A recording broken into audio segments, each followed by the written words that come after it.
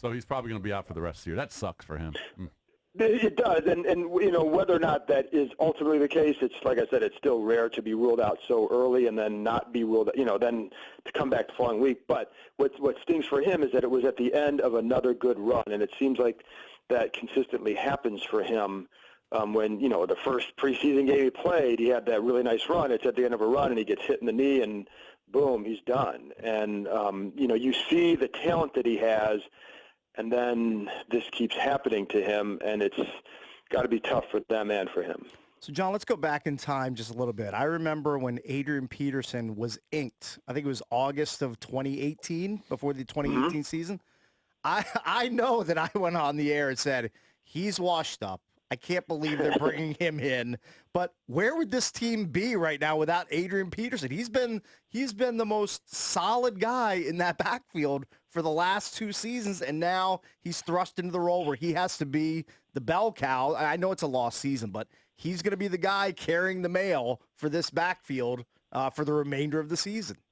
It's amazing because the only game he's missed was the one where he was declared inactive.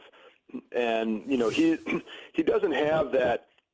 You're not going to see the flashy Adrian Peterson runs anymore. You break through and now all of a sudden it's a 65-yard touchdown. Well, now they're, 29, 30-yard runs. That's still pretty good. But I think what you see, too, is you still see a guy that fights his butt off for every yard. And, there are a lot of times you're like, that should have been a 2-yard gain. He's getting 4 or 5 because of determination. And so I don't know where they'd be because he fits what they want to do. Nobody else would have been able to give them this. Nobody. And, there's the vision. He still has the ability to. And I also think that in a year like this, that it's good for young guys. He's playing with a lot of young guys.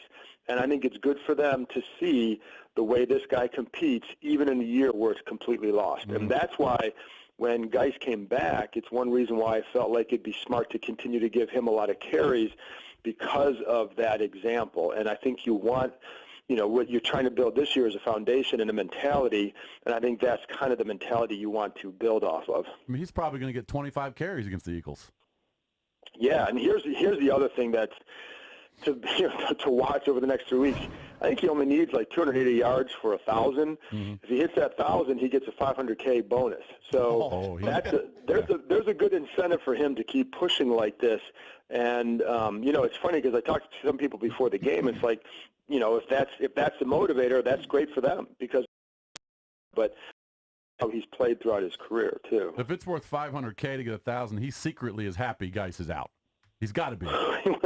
Well, I think he'll be happy that he's going to get the carries. And, over the last couple weeks, even with Guice in there, he was still getting his yards and his carries. But, I think what he'll really need is for them to be good on third down to sustain drives to give him more chances at carries. And I think, listen, if he gets that $500K, I think he should write a check to Bill Callahan, too, right. Because he clearly wants to run the ball a lot, and Adrian is a guy that he likes to lean on.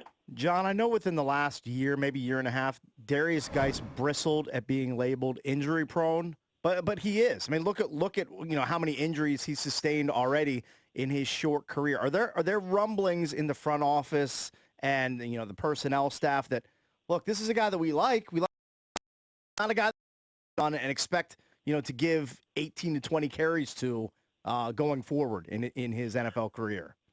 Yeah, and I think, there's so much to determine here with the future, and it's part of it will depend, too, on who's in charge and who's coaching.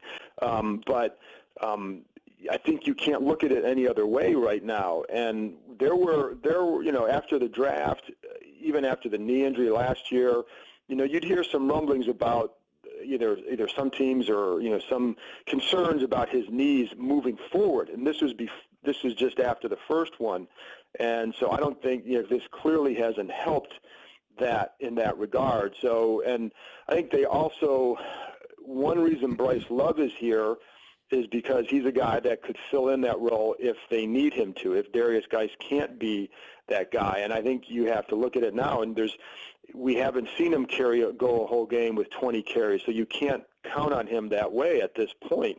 You know, you see the talent, you see all that, but you just can't. But again, I think there's a reason Bryce Love is here, and even though Bryce Love has his own knee injury, I don't know, you know, we don't know going forward what he'll be able to do, but he is a guy that I think, you know, you can look at and say, okay, maybe he can do that.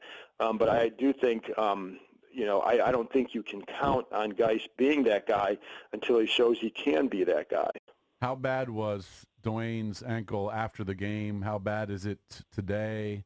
I guess you don't know today; it's too early. But how are you going to find anything out today about his ankle? Oh, I don't think there's anything more to find out. To be honest, you know, my understanding is yesterday he was fine. Oh, okay. So right. I think this is becoming.